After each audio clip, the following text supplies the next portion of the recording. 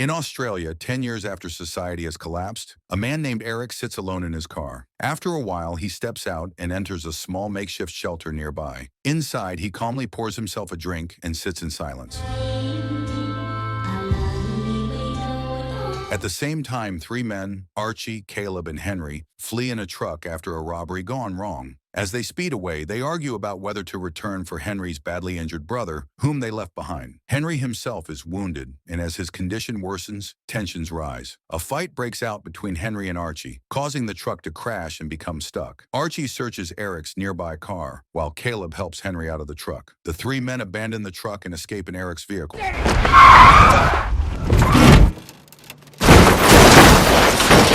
Go! Come on, come on, come on! Eric steps outside just in time to see his car being driven away. He climbs into the abandoned truck and immediately gives chase. He quickly catches up and continues advancing, despite being threatened with weapons. Though he slows down, he refuses to stop. Eventually, the men pull over, fed up with being followed. Eric demands his car back. When they refuse, he attacks Archie, but Henry suddenly strikes Eric with a shotgun, knocking him unconscious. He's gonna keep following us, man. Okay. I want my car back. What makes you think I won't kill you right here? Elsewhere, a wounded soldier lies dying in the street, surrounded by blood. Nearby, another injured young man regains consciousness. Despite having been shot, he manages to stand, reach a military jeep, and drive away. Eric wakes in an open field. The truck remains, but his car and the thieves are gone. The injured young man parks the military jeep nearby, steps out, and leans against a tree while struggling to treat his gunshot wound. Later, Eric drives through a rundown street filled with trailers. He stops at a place marked as a food stop and asks if anyone has seen his car. He is told it never passed through and that the men would not have been able to get fuel there. Outside, Eric notices a man urinating before entering a house and follows him inside. He finds a young man still awake who says he has not seen the car but suggests his grandmother might know more. Eric goes to speak with Grandma, but she seems more interested in learning his name than answering his questions. She asks inappropriate personal things and deliberately avoids giving useful information. What's your name? Have you seen it? Do you want something? Despite Eric repeatedly pressing her about the stolen car, she tells him nothing. Frustrated, he enters another room where two Asian men and a dwarf are present and explains that he needs to buy a gun. You understand? I need a gun. The dwarf steps outside and Eric follows him to one of the trailers. He learns they belong to a traveling circus. The dwarf demands $300 for the weapon. When Eric admits he does not have the money and asks for a lower price, the dwarf refuses. Without hesitation, Eric shoots him in the head and walks away.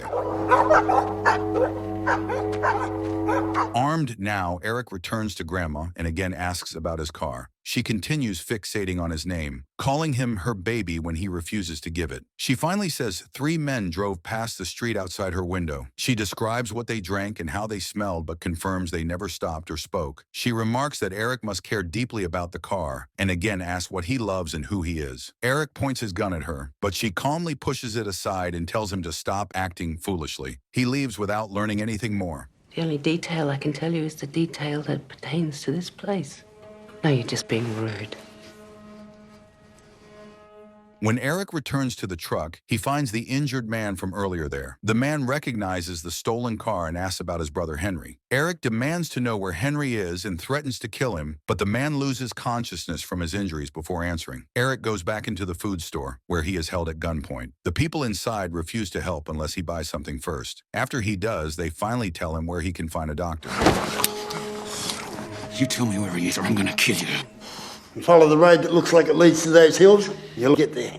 Eric drives through the night with the unconscious man in the back. When he reaches the doctor's place, she and a companion are already outside, guns raised, ordering him to disarm. Eric complies and allows her to treat the man. When she asks if the injured man is his friend, Eric ignores the question and asks what she wants in return. The doctor says money means nothing to her and that she has lived without it for a long time. I don't want any money. I've gotten pretty good living without money. Later, Eric cleans himself outside and notices a room filled with dogs locked in cages. The doctor explains the animals must be secured or people would steal them to eat. She says many owners asked her to watch their dogs and never came back. She offers to check Eric's injuries, but he refuses and walks past her. People would just drop them off and ask me to look after them. Do you want me to take a look at your cats? The next day, the injured man wakes. When the doctor moves to examine him, Eric points his gun at the man and demands information about his brother. The man says he can take Eric south to where his brother is. As Eric orders him to stand and leave, vehicles approach. 2 cars arrive. Eric tells the doctor to get a rifle. The man guarding the place is shot dead when he approaches the cars. Eric kills the attackers, who are revealed to be connected to the dwarf he killed earlier. He forces the injured man to leave with him and restrains the doctor as she breaks down over her companion. Do you know them? Go and get your rifle. Eric and the man drive for hours in silence. The man sleeps, then wakes asking where they are. Eric does not answer. He asks for food and is ignored. After dark, they stop at a motel. Inside, Eric demands more details about the brother. The man admits he does not know the exact location, then reveals the name of the town his brother was heading to. We're going to Carlene. Eric keeps one gun, unloads the others, and waits outside. The man joins him, asks locals about the distance, and claims he still has leverage since Eric does not know the town. Eric says he is only alive because of his brother. If his brother is not there, he told him he will kill him. When asked his name, the man says it is Ray. Ray says Henry had to leave quickly, which is why they were separated, and refuses to explain more. Eric tells him he was abandoned to die. Ray denies it, insisting that God and his brother will protect him. Eric tries to shatter his faith, saying the only truth is that Ray lived while his brother did not, and that people leave others behind when it benefits them. Angry, Ray goes back into the room. And he's abandoned you out here to me. He feels nothing for you. Inside the motel, Ray notices a gun and secretly reloads it with bullets he kept. A military vehicle passes outside. When someone knocks, Ray panics and fires without checking. He opens the door to find he has killed a young girl delivering blankets. As gunfire erupts and shots tear through the window, Ray hides and fires back blindly. Eric hears the shots, investigates, and kills the soldier outside. He finds Ray shaken and frozen, grabs a blanket, and forces him to leave. I just want to fight him. Later, they sit together outside. Ray says a woman told him their destination is 8 or 9 hours away and that Henry planned to stay there for 2 weeks to meet someone. Eric says Henry cannot be trusted. Ray agrees, saying his brother admitted that himself. Ray asks if Eric worked in the mines. Eric says he was a farmer and avoids questions about his marksmanship. And how come you learn how to shoot so good? Is it in the army?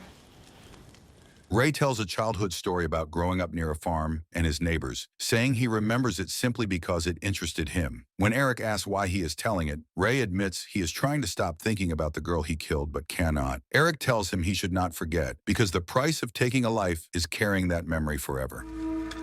What's the price you pay for taking it? The next morning, Ray gets up to relieve himself while Eric remains asleep. While Ray is gone, the military arrives and captures Eric. Ray sees what happens, but stays hidden and does nothing. Eric is detained by the soldiers and prepared for transport to Sydney. In custody, he tells one soldier his life has been over for a long time and asks if he understands the same will eventually happen to him. Put your hands behind your back and do it slow.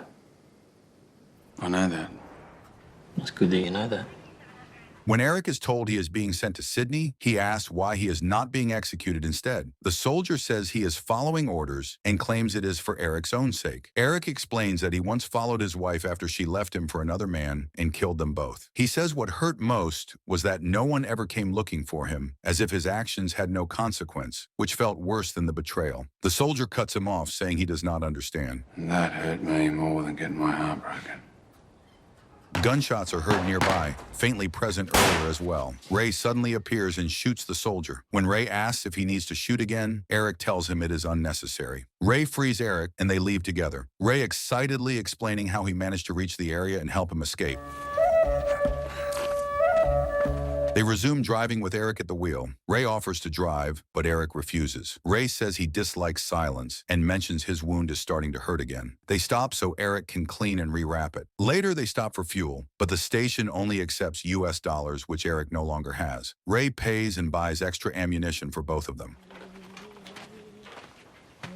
They stop again at a defensive checkpoint where Ray says people are expected in about a week to do business with his brother and insists the information is reliable. Eric says they will arrive in the morning. That night, Ray sits in the truck singing along to a pop song on the radio. After a while, he turns it off and sits quietly, then walks over to the fire where Eric is lying. Ray says he plans to kill Henry and adds there is money they could take. Eric tells him to go to sleep and repeats the order. Go to sleep. The next morning, they drive into a quiet neighborhood. After parking, Ray leads the way on foot. A short distance later, they find Eric's car parked outside a house. Eric immediately gets into the car. Ray is confused and asks what he is doing, so Eric steps back out. He tells Ray to stay where he is while he checks the house. Eric looks through the windows and returns, explaining that the men inside are asleep. He describes where the 4 men are positioned and tells Ray to take Henry and one other man and bring them into the front room without using gunfire.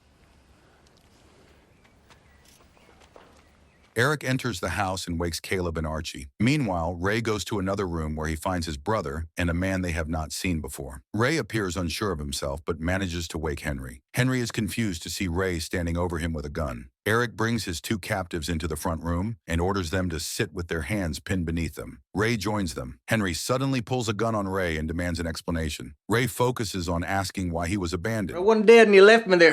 Ray, I thought you was dead. Now put down the fucking gun. Eric asks what is happening as the situation spirals. Ray fires his gun but misses and hits the wall. Henry immediately shoots Ray in the throat. As Ray collapses and begins to die, Eric shoots Caleb and Archie. Henry breaks down after realizing he has killed his own brother. Eric confirms that Ray is dead. Henry accuses Eric of doing something to Ray and demands to know what it was. Eric tells him he has not done anything. As Henry rises, Eric shoots him dead.